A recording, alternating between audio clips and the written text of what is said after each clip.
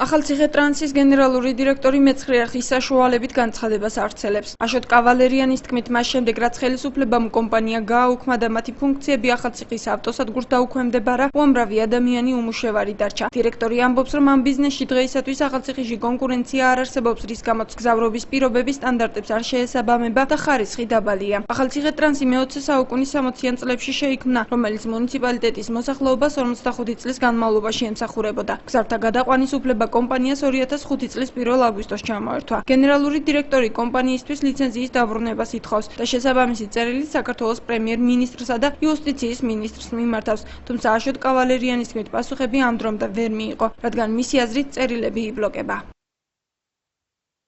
Население города потеряло профессионального перевозчика. На сегодняшний день в Ахалцихе творится на транспорте беспредел. В течение 7 лет лица, организованная группа, которая захватила бизнес от коллектива Ахалцих Транс, создали они монополию. Никакой конкуренции нету.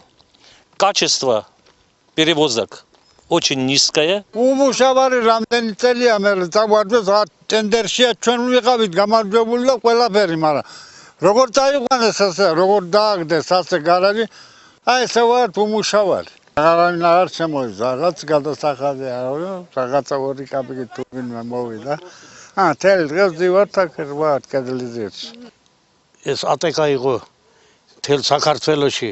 თითით აჩვენებდნენ ჩვენი მანქანები, ჩვენი მძღოლები როგორ ემსახურებდნენ ხალხს. და როგორ წარწვეს ჩვენგან ეს ყველაფერი, ჩვენ ახლა დარჩენილი ვართ 2005 წლიდან უმუშავთ. ჩვენ დავწერეთ პატივცემულ ჩვენ პრემიერ-მინისტრს, თხოვნა გვაქვს, რომ აადგინონ ჩვენი გარაჟი. წერილები იქიდან მოდის აქად, ალბათ თავის იმაზე არ მიდის ადგილზე, ხო, კი.